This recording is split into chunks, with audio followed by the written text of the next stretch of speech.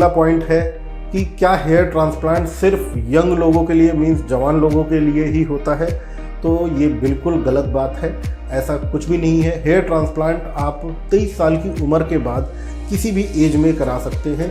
Means जो लोग 40 plus है, 50 प्लस हैं या 60 प्लस हैं या 70 प्लस भी हैं, वो भी हेयर ट्रांसप्लांट करा सकते हैं और उसमें भी हेयर ट्रांसप्लांट उतना ही सक्सेसफुल रहेगा, क्योंकि इसका एज से कोई लेना देना नहीं होता। जो हार्मोन्स होते हैं वो आपके बालों को गिराते हैं। हाँ, रिज़ल्ट जो यंग इंडिविजुअल है, जवान लोग हैं, उनके अंदर जो डोनर एरिया होता है वो काफ़ी ज़्यादा अच्छा होता है, तो उनके रिज़ल्ट थोड़े ज़्यादा बेटर आएंगे। और जैसे एक 60 साल के इंसान का करेंगे तो उनके सर के पीछे जो उनके डोनर है वो कंपैरेटिवली थोड़ा सा वीक होता है। लेकिन इसका मतलब ये नहीं है कि ट्रांसप्लांट हो नहीं सकता। ट्रांसप्लांट बिल्कुल हो सकता है। जो एक्टर एक्ट्रेसेस हैं जिनके उम्र के साथ बाल थोड़े कम हो जाते हैं, हेयर लाइन पीछे चली जाती है, बहुत सारे बॉलीवुड के एक्टर्स हैं या क्रिकेटर्स हैं जिनकी एक एज के बाद हेयर लाइन पीछे चली जाती है। तो आज की डेट में बॉलीवुड में बहुत सारे एक्टर्स ने ऑलमोस्ट मोर देन 60%, 60% से ज़्यादा हीरो ने हेयर ट्रांसप्लांट करवा रखा है। तो वो बिल्कुल सेफ होता है और आप कभी भी करा सकते हैं।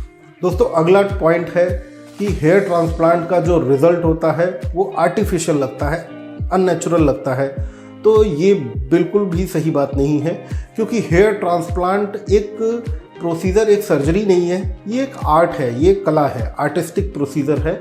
इसमें डिपेंड करता है कि जो डॉक्टर या जो क्लिनिक से आप ट्रांसप्लांट करा रहे हैं वो कितना आर्टिस्टिकली इसको कर रहे हैं। इससे मतलब नहीं है कि बस सर से पीछे से बाल निकालना और बस जहाँ पर लगाना है उस जगह पे लगा देना। तो इसमें हेयर लाइन किस तरीके से बनाई जा रही है, कितने एरिया में कितने बाल लगाए जा रहे हैं, ये चीज़ें बहुत इम्पॉर्टेंट होती हैं। अगर आपके पास ग्राफ्ट की काउंटिंग कम है और आप बहुत ज़्यादा सर का गंजापन ज़्यादा है उसमें बाल लगाएंगे तो सर खाली दिखेगा, ट्रांसप्लांटेड बाल भी उगेंगे लेकिन फिर भी सर खाली दिखेगा।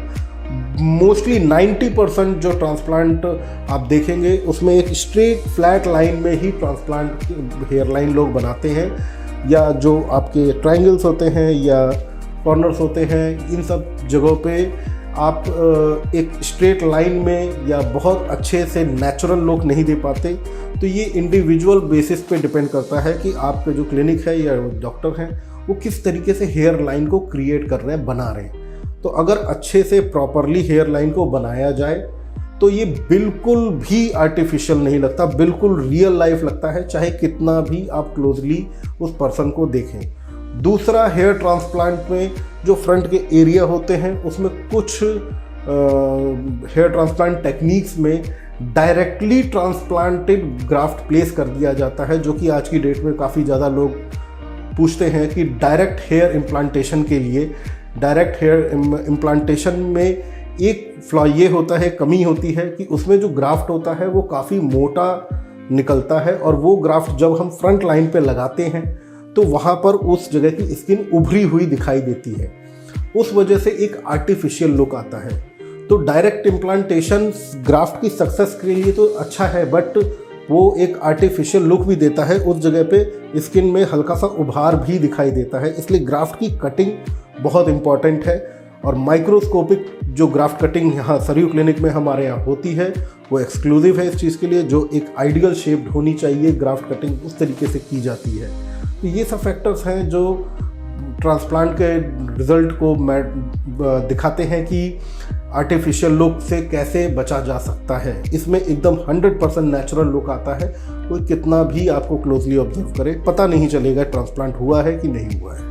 अगला पॉइंट है कि क्या हेयर ट्रांसप्लांट सर्जरी का हमारे ब्रेन से, मस्तिष्क से, दिमाग से कोई लेना देना है कि नहीं है। ट्रांसप्लांट करने से क्या हमारे दिमाग पे किसी तरीके का असर पड़ता है कि नहीं पड़ता है, क्योंकि ये सर के ऊपर किया जाता है। ये बिल्कुल भी गलत है पॉइंट। ऐसा कोई भी दोनों का कनेक्शन नहीं है। ट्रांसप्लांट का हमारे ब्रेन से, दिमाग से बिल्कुल भी कनेक्शन नहीं है।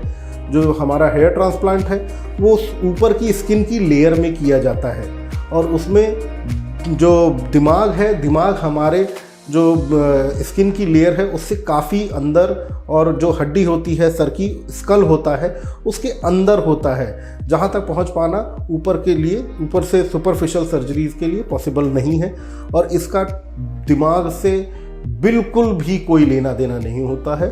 तो हेयर ट्रांसप्लांट टोटली सेफ होता है। ना तो इसका आँख से लेना देना है, ना ही इसका दिमाग से लेना देना है, ना ही किसी अदर बॉडी पार्ट से लेना देना है। ट्रांसप्लांट का सिर्फ आपकी स्किन से लेना देना है, जो कि सर की स्किन है। That's all. अगला पॉइंट है कि कौन सी टेक्निक ज़्यादा बेटर होती है, FUT या FUE। तो दोस्तों ये पॉइंट ही गलत है कि FUE टेक्निक बेटर है कि FUT टेक्निक बेटर है। दोनों ही टेक्निक अच्छी हैं, दोनों ही टेक्निक सेपरेटली यूज़ होती हैं। और आज की डेट में बहुत ज़्यादा लोग ट्रांसप्लांट बार बार नहीं कराना चाहते। तो मोस्ट ऑफ द टाइम यहाँ पर हमारे यहाँ जिन क्लिनिक्स में या हमारे यहाँ कॉम्बिनेशन टेक्निक होती है, तो 90% केसेस में कॉम्बिनेशन टेक्निक के लिए ही लोग जाते हैं, जिसमें FUT और FUE दोनों ही टेक्निक को यूज़ किया जाता है। या कुछ जगहों पे जहाँ पर बहुत ज़्यादा बाल्डनेस होती है, तो वहाँ पर FUT plus FUE plus BHT, body hair transplant, जिसमें हम बियर्ड या चेस्ट के बालों को भी इंक्लूड करते हैं, ताकि हमें एक ही सेशन में, एक ही दिन के हेयर ट्रांसप्लांट में ज़्यादा से ज़्यादा ग्राफ्ट मिले। तो ऐसा कुछ भी नहीं है कि सिर्फ एक टेक्निक ही यूज़ की जाए या एक टेक्निक अच्छी है। दोनों टेक्निक अच्छी हैं, डिपेंड करता है कि पेशेंट का बाल्डनेस लेवल कितना है। अगर कम लेवल है तो definitely FUE is any time better. And FUE हमेशा छोटे ट्रांसप्लांट के लिए, कम बालों के लिए बहुत अच्छी टेक्निक है, बहुत सेफ होती है, बहुत ही कम उसका डाउन टाइम होता है, पोस्ट ऑपरेटिव केयर भी बहुत कम होती है, और किसी तरीके का कुछ स्कार या कुछ भी नहीं पता चलता है FUE में। और अगर ट्रांसप्लांटेड बालों को ज़्यादा लगाना है, अगर बाल्डनेस गंजापन ज़्यादा है, या आपको बहुत ही ज़्यादा एकदम रियल लुक चाहिए, तो उस केस में कॉम्बिनेशन टेक्निक, जिसमें FUT और FUE दोनों का कॉम्बिनेशन किया जाता है, वो सही रहती है। FUT में एक स्कार लाइन पीछे आती है, बट उसको प्रिवेंट करने के लिए हम 4th जनरेशन ट्राइकोफाइटिक क्लोजर करते हैं यहाँ पर सरयू क्लिनिक में, जिसमें कि स्टिच लाइन के ऊपर भी बाल आ जाते हैं, तो वो बिल्कुल भी पता नहीं चलती उल्टी कंघी करके चलाने के बाद भी। तो वो अगर हल्का फुल्का कहीं दिखता भी है तो वो आपके बालों के अंदर हाइड हो जाता है। अगला पॉइंट है कि क्या हेयर ट्रांसप्लांट कराने के बाद मरीज के सर में दर्द रहता है। ये चीज़ें बहुत पेशेंट्स पूछते हैं और ये बहुत कॉमन क्वेश्चन है। तो दोस्तों ये ऐसा बिल्कुल भी नहीं है। हेयर ट्रांसप्लांट का मैंने पहले भी बताया, हेयर ट्रांसप्लांट का आपके किसी अदर बॉडी पार्ट से या आपके दिमाग से, मस्तिष्क से या आँखों से या किसी और एरिया से बिल्कुल भी लेना देना नहीं है। जैसे ये हमारी ऊपर की स्किन है, ये स्किन के ऊपर बाल लगे होते हैं, तो हम जो भी ट्रांसप्लांट कर रहे हैं या बाल निकाल के दूसरी जगह लगा रहे हैं, वो सिर्फ स्किन की लेयर पे ही लगा रहे हैं। स्किन के नीचे जाने की कोई ज़रूरत नहीं होती या उसके अंदर कोई रिक्वायरमेंट भी नहीं होती। तो ऐसा कुछ भी नहीं है, कोई भी हेयर ट्रांसप्लांट के स्टेप में ऐसा कहीं पे भी नहीं होता जिसका कि आपके सिर दर्द से या किसी और चीज़ से लेना देना हो। तो ये बिल्कुल ही गलत पॉइंट है। तो दोस्तों आज जो हमने ये मिथ जो हेयर ट्रांसप्लांट से जुड़े हुए हैं, ये गलत फहमियाँ जो हेयर ट्रांसप्लांट से जुड़ी हुई हैं, उनके बारे में आपको बताया है। इसके अलावा भी अगर आपको कोई डाउट है या कोई पॉइंट है जो आपको लगता है जो हेयर ट्रांसप्लांट में आपको हमसे शेयर करना चाहिए या पूछना चाहिए, तो उसके लिए आप हमें फ़ोन कर सकते हैं, मैसेज कर सकते हैं और उसका आपको रिप्लाई किया जाएगा। Thank you.